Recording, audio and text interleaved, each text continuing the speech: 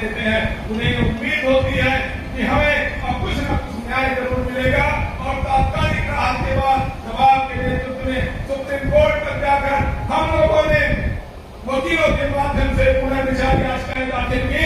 उस समय प्रदेश और देश का शिक्षक की जान गया कि आज हमने जिनको चुना था, जिनके बारे में सोचा था, हमारे तो असली नेता देवेंद्र प्रताप सिंह है, सबके दिलों में आप राज कर रहे हैं। और जब फिर सुप्रीम कोर्ट का फैसला विपरीत आता है, उसके बाद भी जब 5 दिन तक कोई शिक्षक संगठन नहीं बोलता, मैंने आपसे चर्चा की, वार्ता की और हमने लिखा, अपने फेसबुक पेज पे लिखा कि देश और प्रदेश के शिक्षक निराश न हो। हम लोग रणनीति बना रहे हैं और शीघ्र ही उस रणनीति पे काम करेंगे। लोग सोचते एक सप्ताह भी नहीं बीता, आपके कुशल नेतृत्व में हम लोग इस प्रदेश के यशस्वी मुख्यमंत्री जी से मिले और जो लोग कहते थे कि मुख्यमंत्री जी शिक्षक विरोधी हैं, मुख्यमंत्री जी कर्मचारी विरोधी हैं, ये धारणा कहीं न कहीं हमारे भी दिमाग में बैठी थी। मैंने इस प्रदेश के मुख्यमंत्री को जब देखा तो उनके अंदर एक संत का हृदय पाया। वो सच्चे अर्थों में संत थे जिन्होंने हम शिक्षकों की पीड़ा समझी और उसके निराकरण करने का काम किया। उन्होंने कहा माननीय सर्वोच्च न्यायालय के फैसले से तो बंधे हैं, लेकिन बताइए हम इसमें क्या कर सकते हैं। और जो सुझाव हमारे नेता ने, हमारे संरक्षक ने संगठन के लेटर पैड पे हम लोगों ने दिया, अक्षर से उसका पालन हुआ। मैं वहां से माननीय मुख्यमंत्री जी से मिलकर लौटा आपके नेतृत्व में और मुझे एसीएस बेसिक के यहाँ से फोन आ गया कि आइए आपके साथ हमें विमर्श करना है, इस समस्या का समाधान कैसे होगा। और ये बताते हुए हमें हर्ष हो रहा है कि जब हम बात करने पहुंचे तो हमसे कहा गया कि आपकी सारी समस्या जो आपने मुख्यमंत्री जी से बता दी है, अब यहाँ पर आपको पुनः बताने की जरूरत नहीं है। हमने निर्णय लिया है कि हमारे शिक्षक जब तक टेट परीक्षा पास नहीं हो जाएंगे तब तक ये विशेष होता रहेगा। और आज इस बड़े मंच के माध्यम से इसकी सारी क्रेडिट उत्तर प्रदेश के प्राथमिक शिक्षक संघ अपने संरक्षक की चलती है। जैसे ही माननीय एमएलसी महोदय का वीडियो वायरल होता है, लोगों में उत्साह की लहर आ जाती है। आदरणीय सुरेश सिंह जी ने भी कहा कि हम तो टेट नहीं पास कर पाएंगे, लेकिन वो वीडियो देखने के बाद आप भी कहें कि हम भी पास हो जाएंगे। जब प्रदेश की सरकार और मैं बताना चाहता हूँ कि उसी का नतीजा था। 6 तारीख को हम लोग मुख्यमंत्री से मिलते हैं, 6 जून को, 8 जून को एसीएस से मिलते हैं, 9 जून को डायरेक्टर से मिलते हैं और 16 जून को उत्तर प्रदेश सरकार का शासनादेश आ जाता है कि हमारी सरकार विशेष टेट परीक्षा आयोजित करने पर विचार कर रही है। ये होता है निर्णय। हमने सपने में भी नहीं सोचा था कि लोग कहते हैं कि हमें एक काम कराने के लिए शासन में बड़ी पैरवी करनी पड़ती है, कई बार जाना पड़ता है, कई बार पैरवी करनी पड़ती है। और एक ही बार में जिस तरीके से अर्जुन ने मछली की आग को भेजा था, आदरणीय देवेंद्र प्रताप सिंह जी ने आपकी समस्या का समाधान कर दिया। पूरे प्रदेश का शिक्षक रात की सांस लेने लगा। मैं आपका अभिनंदन करना चाहता हूं। आपने तुरंत कहा कि जो बड़ी परीक्षा आयोजित हो रही है उसकी विषय वस्तु भी शिक्षकों के अनुसार कर दीजिए।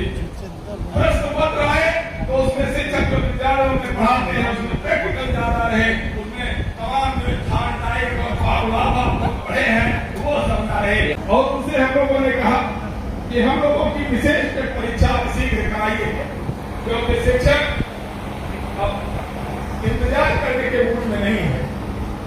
तो अपर मुख्य सचिव महोदय ने कहा, आप लोगों को मीडिया के माध्यम से भी जानकारी हुई होगी, उन्होंने कहा कि अभी हमारी जो परीक्षा हुई है इसका रिजल्ट आ जाने दीजिए, हमें आंकड़ा मिल जाएगा कितने लोग पास हो गए और कितने लोग अभी बचे हुए हैं।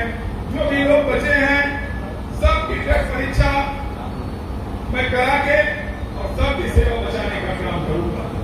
जिस प्रदेश की सरकार के माननीय मुख्यमंत्री जी ने संकल्प ले लिया हो कि इस प्रदेश का कोई भी शिक्षक टेट परीक्षा अनुत्तीर्ण होने के कारण सेवा से बाहर नहीं जाएगा, जिसने संकल्प ले लिया हो कि हमारे प्रदेश का शिक्षक हर हाल में खुशहाल होना चाहिए, जिसने संकल्प ले लिया हो कि हम प्रदेश के शिक्षकों की बेहतरी के लिए क्या कर सकते हैं, जिसने संकल्प ले लिया हो कि जब से बेसिक शिक्षा परिषद का गठन हुआ राज्य कर्मचारियों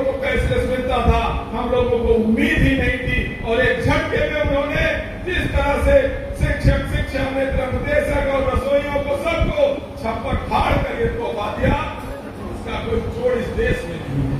वो वास्तव में संत हृदय है, और जब उनसे अपनी बात रखने के लिए हमारे नेता जाते हैं तो उसमें सर्वप्रथम और शीर्ष प्राथमिकता शिक्षकों के हित को लेकर होती है, और वो हित दिखाई दे रहा है। क्योंकि आज इसी सरकार में जिसे हम शिक्षक विरोधी कहते थे, जिसे कर्मचारी विरोधी कहते थे, उसी सरकार ने हमें कैशलेस चिकित्सा दी, उसी सरकार ने बड़े बैंक से, देश के सबसे बड़े बैंक से MOU साइन करके आज तमाम सुविधाएं 1 करोड़ से ऊपर का हमको बीमा दिया।